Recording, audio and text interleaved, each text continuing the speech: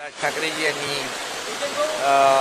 महायुतीला पाठिंबा दिल्याबद्दल मी त्यांना मनापासून धन्यवाद देतो आणि त्यांचं अभिनंदन करतो. राज ठाकरे आल्यामुळे कुठे जागा काही सोडणार का त्यांच्याकरता? जरी त्यांनी बिनशर्त दिला त्याच्याबाबत काही चर्चा नाही, त्यांनी कुठली शर्त ठेवली नाही. मोदीजी देशाचा विकास करतायत आणि मोदीजींच्या नेतृत्वासाठी त्यांनी पाठिंबा दिलेला आहे. सर, विधानसभेसाठी तयारी करा अशा प्रकारचा आदेश सुद्धा मनसे सैनिकांना राज ठाकरेंनी दिलेला. बरोबर, त्यांचाही पक्ष आहे, त्यामुळे प्रत्येक पक्षाला निवडणुका लढवण्याचा अधिकार आहे. आता पहिले लोकसभा तर होऊ द्या, लोकसभा झाल्यानंतर विधानसभेचं बोलू. आता पहिले लोकसभा आटपू द्या, त्यानंतर आपण विधानसभेवर बोलू. समाधानकारक. टीका केलेली आहे. अगदी चायनीज सेनापासून असे शब्द त्यांनी वापरलेले आहे. कोणावर? तुमच्या सेनेला त्यांनी चायनीज सेना असं म्हटलं. अच्छा, त्यांची कुठली आहे? उठा बसा. अरे, ही शिवसेना बाळासाहेबांची आहे, बाळासाहेबांच्या विचारांची शिवसेना आहे, काँग्रेस प्रणित शिवसेना नाही. त्यामुळे हे बाळासाहेबांच्या विचाराला मूठमाती देण्याचं काम, तिलांजली देण्याचं काम, सावरकरांचा अपमान सहन करणाऱ्यांचं काम, त्यांच्या मांडीला मांडी लावून बसणाऱ्यांनी आमच्यावर टीका करताना जरा विचार करावा. आमची भूमिका स्पष्ट आहे. तुम्ही मित्रपक्षाच्या पाठीत खंजीर खुपसून या सत्तेच्या खुर्चीसाठी, स्वार्थासाठी, मुख्यमंत्री पदासाठी बाळासाहेबांचे विचार तुम्ही विकले, सोडले आणि धनुष्यबाण गहाण ठेवला आणि शिवसेना वाचवण्यासाठी, शिवसैनिकांचं खच्चीकरण थांबवण्यासाठी आम्ही ही भूमिका घेतली आहे बाळासाहेबांच्या विचारांची. सर, मनसे ने सपोर्ट किया है मोदी जी.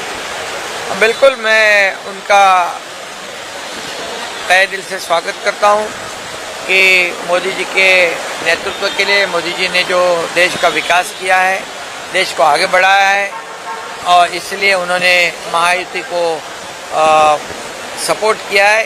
उनको मैं धन्यवाद देता हूँ. उद्धव ठाकरे ने आज आपकी गवर्नमेंट को भक्कड़ गवर्नमेंट भी कहा है, उसके ऊपर आप क्या कहना चाहेंगे? मोदी लेड गवर्नमेंट को मोदी जी के ऊपर आरोप लगाने का तो उनको बिल्कुल अधिकार नहीं है, क्योंकि भेकड़ और भाकड़ कहना मोदी जी के लिए उनको अधिकार नहीं है. क्योंकि जब कोविड था तो घर में बैठकर मोदी जी यहाँ पर तो देश को ही नहीं, दुनिया के लोग उनके पास मदद मांग रहे थे, वैक्सीन की मदद मांग रहे थे, पीपी किट की मदद मांग रहे थे, अब कई दवाइयों की मदद मांग रहे थे और पूरे देश को नहीं, दुनिया को मोदी जी ने कोविड में मदद पहुंचाई.